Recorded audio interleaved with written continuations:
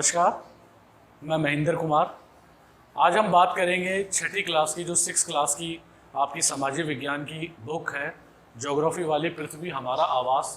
उसका जो पहला चैप्टर है, अध्याय फर्स्ट, सौरमंडल में पृथ्वी। ठीक है, इस पहले चैप्टर की हम बात करेंगे।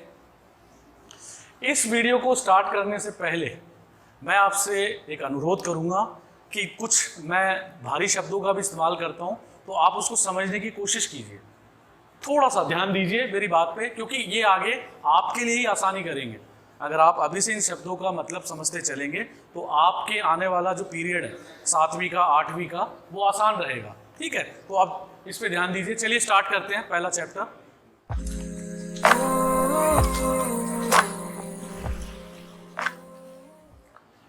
देखिए, सबसे पहले मैं एक साधारण तरीके से इस बात को स्टार्ट करूंगा कि सौरमंडल में पृथ्वी, जो आपके चैप्टर का नाम है सौरमंडल में पृथ्वी। सबसे पहले हम बात करते हैं सौरमंडल। देखिए, जब भी कभी मैं सोता हूँ रात को ऊपर छत पर, तो मैं अक्सर आसमान की तरफ टकटकी लगाए देखता रहता हूँ। तो मुझे एक आसमान की एक विशाल मेहराब नजर आती है, एक ऐसी छत जिसका कोई अंत नहीं है, जो अनंतहीन है। अगर मैं उसकी टकटकी लगा के उसके ऊपर तक देखता जाऊं तो मेरी एक आंखों की भी एक क्षमता है देखने की, मैं उससे ज़्यादा नहीं देख सकता। तो मुझे नज़र आता है कि बहुत सारे जो तारे हैं वो टिमटिमाते हैं रात को, मध्य रात्रि में बहुत ज़्यादा। ठीक है, तारों के साथ कभी कभी ऐसी घटनाएं भी हमें देखने को मिल जाती है। मैंने जो नोटिस किया है, ठीक है, कि सौरमंडल में पृथ्वी जैसा ये नाम है, कि मैं जब टकटकी लगा के देखता रहता हूँ तो मुझे कुछ खगोलीय पिंड जो उल्का पिंड के रूप में भी दिखते हैं आते हुए, जैसे लग रहा है ये कहीं आग रहे हैं, कोई दूर से आग का गोला आ रहा है, ऐसा भी नजर आया कभी कभी। जो अपने अनुभव है वो आपको शेयर कर रहा हूँ। कुछ तारे मुझे चलते हुए भी नजर आए कि चल रहे हैं धीरे धीरे धीरे धीरे, और कुछ ऐसे तारे भी नजर आए हैं जो सदा ही चमकते रहे। ठीक है, जैसे ध्रुव तारा। तो सौरमंडल में बहुत सारे ग्रहों, उपग्रहों, ठीक है, ग्रहों, उपग्रहों, खगोलीय पिंडों और इसके अलावा कुछ ऐसी अप्राकृतिक घटनाएं, नेचुरल घटनाएं, वो सारी घटनाओं और एक मंडल का निर्माण करता है।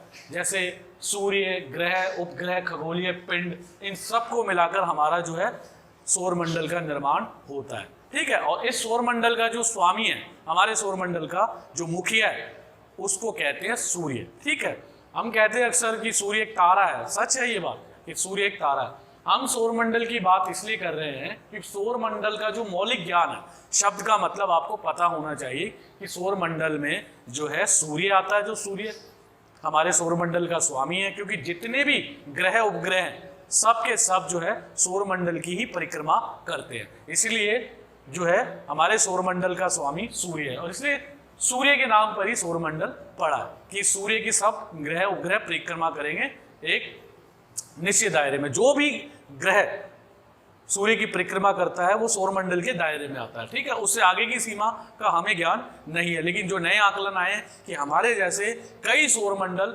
इस विश्व में मौजूद हैं जिनका ज्ञान अभी हमें होना बाकी है, तो ये सब मिलाकर जो है सौरमंडल का निर्माण करते हैं।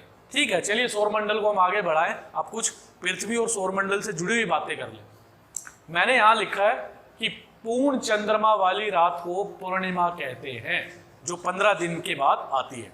ऐसे ही 15 दिन के बाद अमावस आती है, जिस दिन जो है रात्रि में हमें चांद नहीं दिखता, चंद्रमा नजर नहीं आता, तो उसको हम अमावस कहते हैं। ये महीने में 2-2 बार घटने वाली घटनाएं हैं जो 15 दिन के अंतराल में घटती है।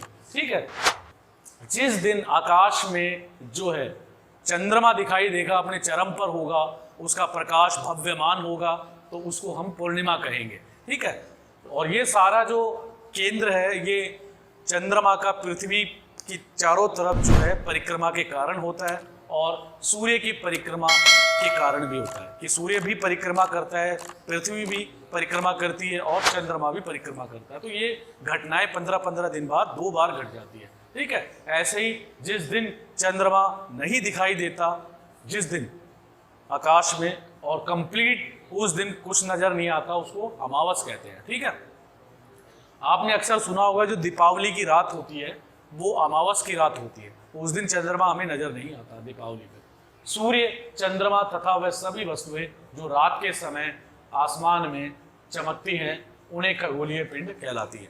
ठीक है, सॉरी, मैं दोबारा इस लाइन को रिपीट कर देता हूं। सूर्य, चंद्रमा तथा सभी वस्तुएं जो रात के समय आसमान में चमकती है या चमकीली दिखाई देती है, उसको खगोलीय पिंड कहते हैं, कहलाती है। ठीक है, कहने का मतलब यह है कि हमारी पृथ्वी से जुड़ी हुई जितनी भी हम जो वस्तुएं देखते हैं आकाश में, वो सब सौर मंडल में आती है। ठीक है, जैसे मैं उदाहरण देना चाहूँगा कि हमारी इस समय मौजूदा जो हमारा अंतर्राष्ट्रीय खगोल संगठन है, उसने हमारी सौरमंडल के जो ग्रह हैं वो 8 ग्रहों को मान्यता दे रखी है पृथ्वी के साथ ही। और ग्रहों में जो सर्वप्रथम ग्रह कहलाता है, जो सूर्य के सबसे नज़दीक है वो बुध है, और जो सबसे दूर है वो आपका यूरेनस है। इसके अलावा जो सौरमंडल का सबसे बड़ा ग्रह है इस समय मौजूदा, वो बृहस्पति ग्रह है। ठीक है, उसके अलावा पृथ्वी का आप जानते ही हैं कि पृथ्वी जो है इस समय प्रेजेंट जो है दूरी के अनुसार पृथ्वी जो है तीसरे नंबर पर आती है सूर्य से, और बाहरी ग्रहों में पृथ्वी 5वें नंबर पर आती है। तो थी जानकारी की बात कि आपको सामान्यतः ये छोटी छोटी जानकारियाँ होनी चाहिए, क्योंकि आपके जो चैप्टर का नाम है सौरमंडल में पृथ्वी।